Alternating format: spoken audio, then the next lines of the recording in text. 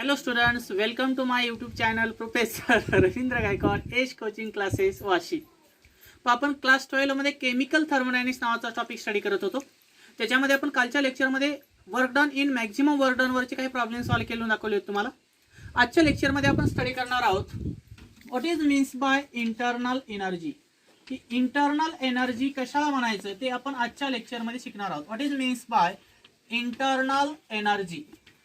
Internal एनर्जीसाठी symbol आहे capital U. त्याचा आपण आज स्टडी करणार आहोत. आता नेमकं इंटरनल एनर्जी कशाला म्हणायचं. The every substance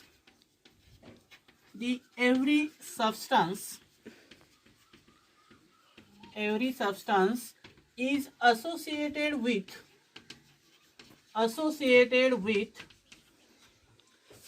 definite amount of energy.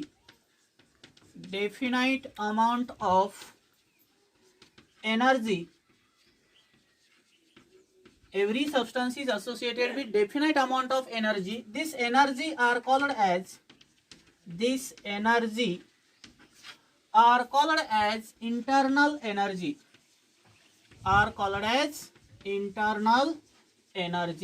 त्यालाच आपण जनरली काय म्हणत असतो, इंटरनल एनर्जी. कारण आपल्याला सुरुवातीला एनर्जीची डेफिनेशन माहिती झालेली आहे. पहा, it's capacity to do works are called as energy. की काम करण्याची जी क्षमता असते त्याला आपण एनर्जी म्हणतो. मग आता इंटरनल एनर्जी कशाला म्हणायचं, की ते आपण कॅपिटल यू या सिम्बॉलने रिप्रेझेंट करत असतो. The every substance is associated with definite amount of energy. की प्रत्येक सबस्टन्सकडे निश्चित अशी काहीतरी एनर्जी असते. And this energy are called as internal energy. Means this energy constituting the potential energy plus kinetic energy of the particle. की त्या internal energy ही कशामध्ये घडून येते, कशामुळे, की पार्टिकल्स मध्ये घडून आलेली असते. कारण particles are combined together and there is a formation of mass. की वेगवेगळे पार्टिकल जर एकत्र आले तर त्याच्यापासून मास तयार होतं, म्हणजे ती तुमची इंटरनल एनर्जी असते. Means this internal energy arises due to the potential energy and kinetic energy of the particle. की पार्टिकलची पोटेन्शियल एनर्जी आणि कायनेटिक एनर्जीमध्ये घडून येणारी जी एनर्जी असते ती म्हणजे तुमची इंटरनल एनर्जी असते. Because this potential energy are in steady form or in rest. की ते स्टेडीमध्ये असतात किंवा रेस्ट असतात, म्हणजे कॉन्स्टंट असतात. And this kinetic energy are arises due to their motion. आणि कायनेटिक एनर्जी कशामुळे घडून आलेली दिसते तुम्हाला, मोशनमुळे घडून आलेली दिसते. पहा, त्यानंतर this internal energies also depends on their temperature. की इंटरनल एनर्जी ही कशावर डिपेंड असते, तुमची टेम्परेचरवर देखील डिपेंड असते. इफ टेम्परेचर आर इन्क्रीजेस तर internal energy of the system is also increases. जर तुमचं टेम्परेचर वाढत असेल तर त्या सिस्टीमची इंटरनल एनर्जी देखील तुम्हाला इन्क्रीज झालेली दिसते. If the temperature are decreases तर internal energy is also decreases. Means internal energy is the function of temperature. म्हणून आपण काय म्हणू शकतो की इंटरनल एनर्जी हे टेम्परेचरचं काय आहे, फंक्शन आहे. जसं टेम्परेचर वाढत जाईल तस त्याची इंटरनल एनर्जी वाढत जाते. जसं टेम्परेचर कमी होईल तशी त्याची इंटरनल एनर्जी कमी होते. त्यानंतर आपण काय सांगू शकतो, it is a state function. की इंटरनल एनर्जी हे काय असू शकते, तुमचं स्टेट फंक्शन आहे. मग आपल्याला स्टेट फंक्शन माहित आहे. काय असतं state function, it depends on there initial and final state of the system. की सिस्टीमच्या इनिशियल आणि फायनल स्टेटवर जर डिपेंड असेल तर त्याला आपण स्टेट फंक्शन म्हणतो. Like this way this internal energy is also the state function. Then internal energy is also the extensive property. की इंटरनल एनर्जी देखील काय असते, तुमची एक एक्सटेन्सिव्ह प्रॉपर्टी असते. मग आता एक्सटेन्सिव्ह प्रॉपर्टी म्हणजे काय असते, the amount of substance present in the system. की सिस्टीममध्ये किती प्रमाणामध्ये सबस्टन्स प्रेझेंट आहे किंवा how much quantity of the substance are present in system. की सिस्टीममध्ये किती क्वांटिटीमध्ये सबस्टन्स प्रेझेंट आहे तो म्हणजे तुमची एक्सटेन्सिव्ह प्रॉपर्टी असते. Like this way this internal energy shows the extensive property. जेवढं मास जास्त असेल तेवढं त्याला टेम्परेचर जास्त लागेल, तेवढी त्याची कायनेटिक एनर्जी जास्त असेल आणि तेवढं तो इंटरनल एनर्जी काय करेल, इन्क्रीज झालेली दिसेल. This internal energy is also the state function. It is also the extensive property. की ती एक स्टेट फंक्शन आहे आणि ते काय आहे, तुमची एक्सटेन्सिव्ह प्रॉपर्टी आहे. त्यानंतर the unit of internal energy are same as compared to heat and work. की हीट आणि वर्क प्रमाणे इंटरनल एनर्जीचं युनिट देखील काय आहे, सेम आहे. ज्याप्रमाणे हीट आणि वर्कचं युनिट हे जूल होतं त्याचप्रमाणे एनर्जीचं देखील वर्क जे असणार युनिट असणार आहे ते काय असणार आहे, जूल किंवा किलोजूल असेल.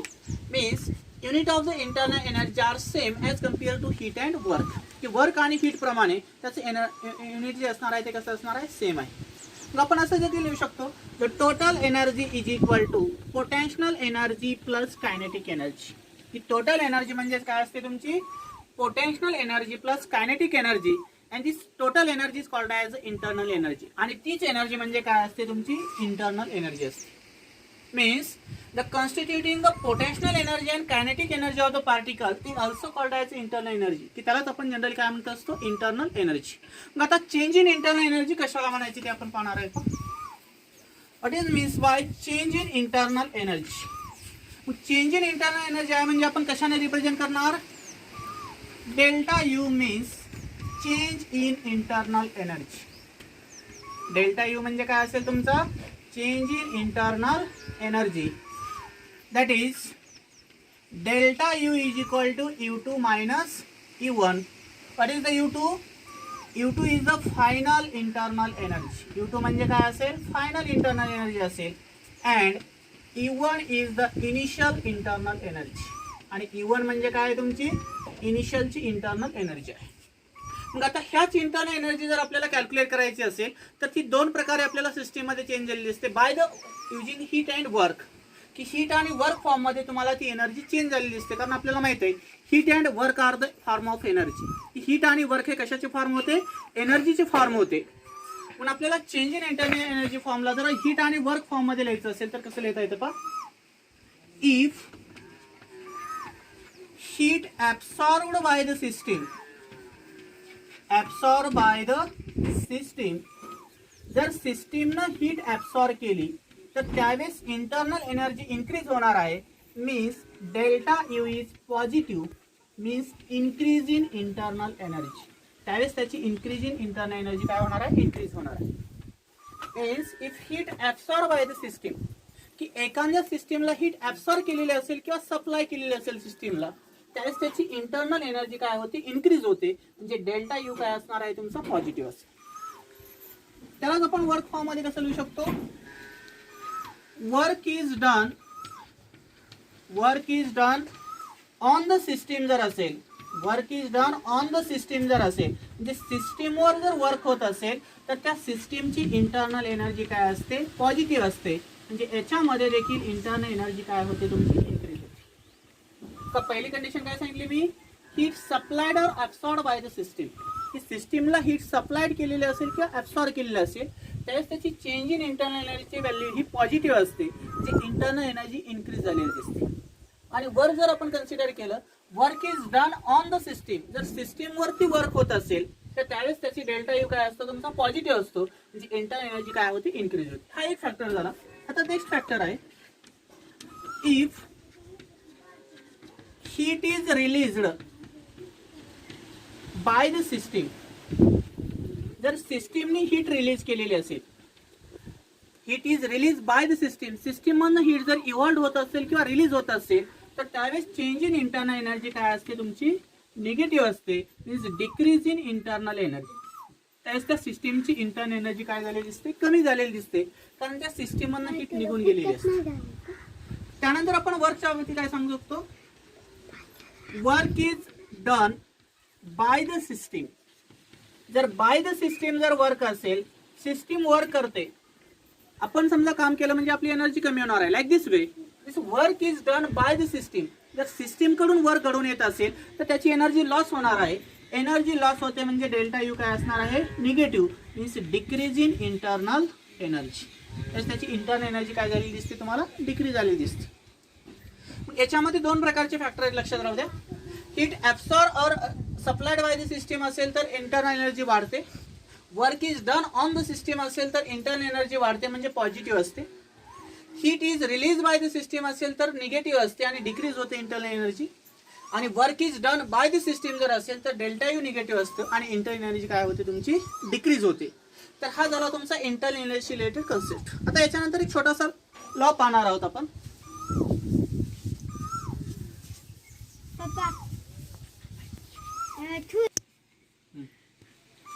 आता आपण त्यानंतर नेक्स्ट पॉइंट पाहणार आहोत, first law of thermodynamics.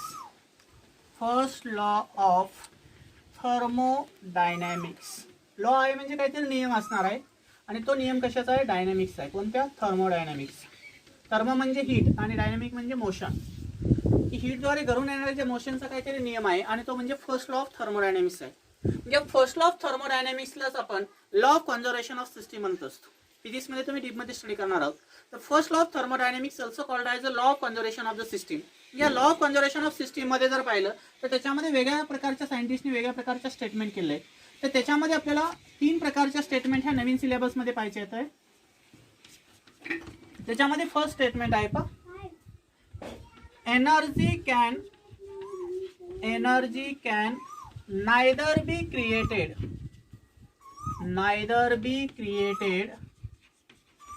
nor destroyed. Energy can neither be created nor destroyed. It can only convert from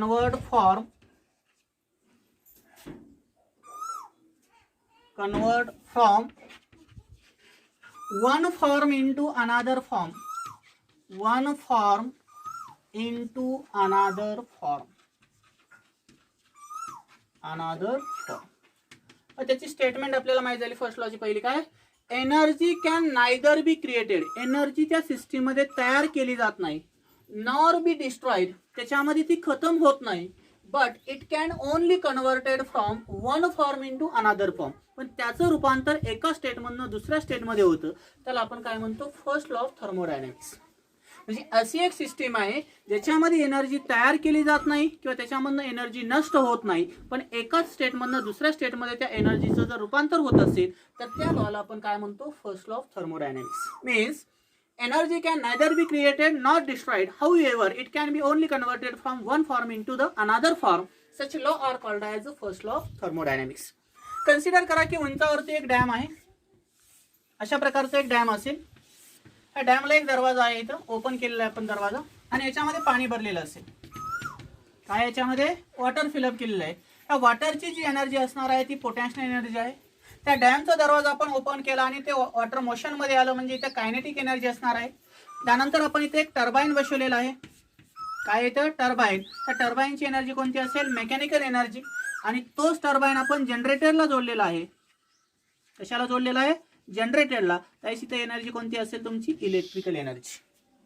म्हणजे एक तुमचा स्टेडी फॉर्म मधलं एक वॉटर आहे डॅम मधलं. त्या डॅम मध्ये असणारं जे वॉटर आहे ते स्टेडी किंवा रेस्ट फॉर्म मध्ये आहे, म्हणजे त्याच्यामध्ये पोटेन्शियल एनर्जी असेल.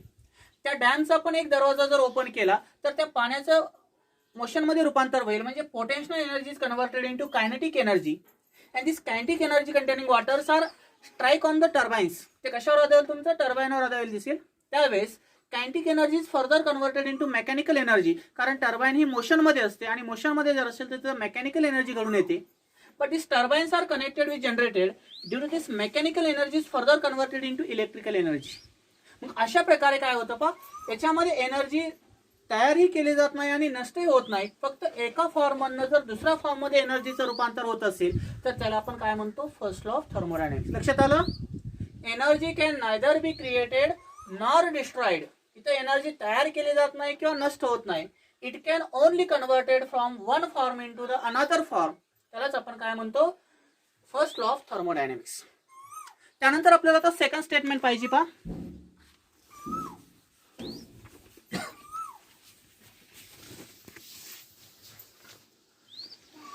सेकंड स्टेटमेंट काय आहे पहा, total energy of the inverse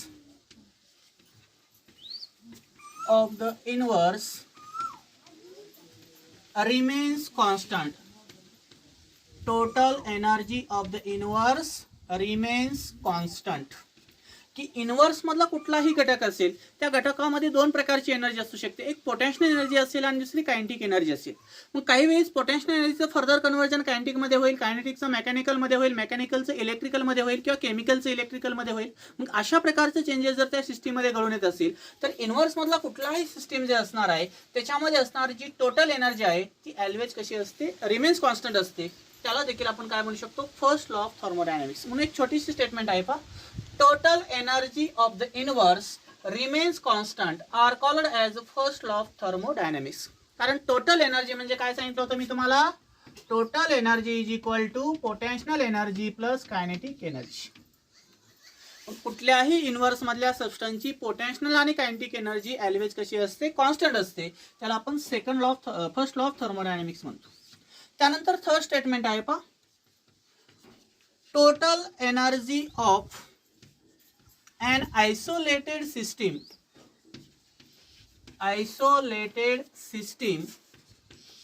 remains constant. Isolated system remains constant. पाही एक छोटीशी स्टेटमेंट आहे, total energy of an isolated system are remains constant because this isolated system is the universe. की इन्व्हर्सलाच आपण आयसोलेटेड सिस्टीम म्हणतो. आयसोलेटेड आहे म्हणजे सिस्टीम आणि सराउंडिंगचा काहीच याच्यामध्ये कॉन्टॅक्ट होत नाही. जसं की थर्मोफ्लास्कचं तुम्हाला मी एक्झाम्पल सांगितलं होतं, इन्सुलेटेड आहे म्हणजे तो आयसोलेटेड आहे. त्याच्यामध्ये आपण गरमच्या ठेवला तर गरमच राहतो, त्याच्यामधला मास आणि एनर्जी चेंज होतं का, नाही. मग अशी जर एखादी आयसोलेटेड सिस्टीम जर असेल तर त्या आयसोलेटेड सिस्टीममध्ये असणारी जी टोटल एनर्जी आहे ती ऑलवेज कशी असते, रिमेन्स कॉन्स्टंट असते. तर ह्या ज्या 3 प्रकारच्या स्टेटमेंट आहेत त्या कशाच्या आहेत, फर्स्ट लॉ ऑफ थर्मोडायनामिक्स. एकदा सांगतो या स्टेटमेंट 1 मार्काला विचारतात. पहिली स्टेटमेंट मी काय सांगितली तुम्हाला, energy can neither be created nor destroyed, however it can only be converted from one form into the another forms. की ज्या सिस्टीममध्ये एनर्जी तयार केली जात नाही किंवा नष्ट होत नाही, पण त्याचं एका स्टेटमधनं दुसऱ्या स्टेटमध्ये तर त्या एनर्जीचं रूपांतर होत असेल तर त्या लॉला आपण फर्स्ट लॉ ऑफ थर्मोडायनामिक्स म्हणतो. दुसरी स्टेटमेंट कोणती सांगितली मी, the total energy of the isolated system total energy of the universe are remains constant. की इन्व्हर्समध्ये जी कुठलाही सबस्टन्स असणार आहे त्याची टोटल एनर्जी कशी असते, कॉन्स्टंट असते. आणि तिसरी स्टेटमेंट काय सांगितली, total energy of an isolated system are always remains constant. की आयसोलेटेड सिस्टीम मधली जी एनर्जी असणार आहे ती देखील ऑलवेज कशी असते, तुमची कॉन्स्टंट असते. मग त्याच्या आधारे आपल्याला फर्स्ट लॉ ऑफ थर्मोडायनामिक्सचं फॉर्म्युलेशन करायचं, म्हणजे एक इक्वेशन तयार करायची. त्याला आपण mathematical equation for first law of thermodynamics म्हणू शकतो. काय म्हणू शकतो आपण त्याला, मॅथमॅटिकल इक्वेशन ऑफ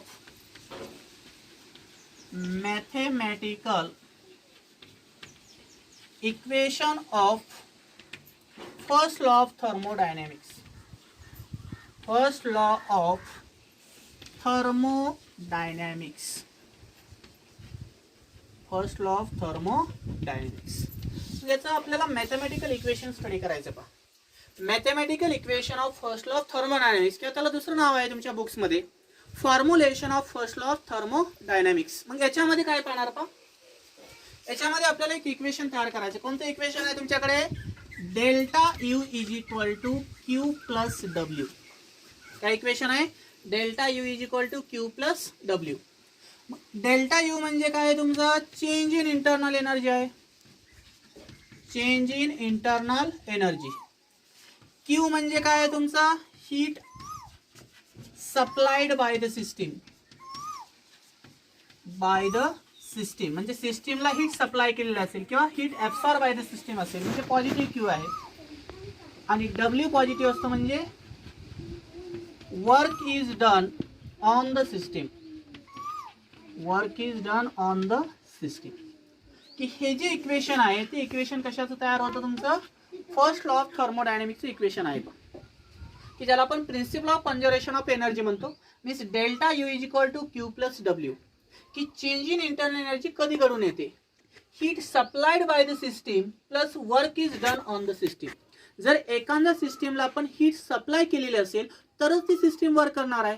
जर हीट नाही सप्लाय केली तर वर्क करेल का, नाही. Means delta U is equal two plus Q plus W. म्हणजे इथं देखील प्लस आहे आणि इथं प्लस डब्ल्यू आहे. मग प्लस क्यू आहे म्हणजे काय, heat supplied by the system, की सिस्टीमला हीट सप्लाइड केली. आणि प्लस डब्ल्यू आहे म्हणजे work is done on the system. On the system जर असेल तर सिस्टीमवर वर्क घडून येतं. म्हणजे एखाद्या सिस्टीमला जर हीट एनर्जी सप्लाय केली असता त्याच्यामध्ये जे वर्क घडून येणार आहे ती एनर्जी चेंज होणार आहे. ती चेंज झालेली जी एनर्जी असते ती म्हणजे काय असते, चेंज इन इंटरनल एनर्जी. पण जुन्या सिलेबसमध्ये जर पाहिलं तर याचं इक्वेशन काय होतं पहा, क्यू मायनस डब्ल्यू होतं. तुम्हाला जे डब्ल्यूला विचारू शकतात की ओल्ड सिलेबसनुसार फर्स्ट लॉ ऑफ थर्मोडायनामिक्सचं इक्वेशन काय आहे, तर delta U is equal to Q minus W आहे. आणि इथे काय आहे, delta U is equal to Q plus W.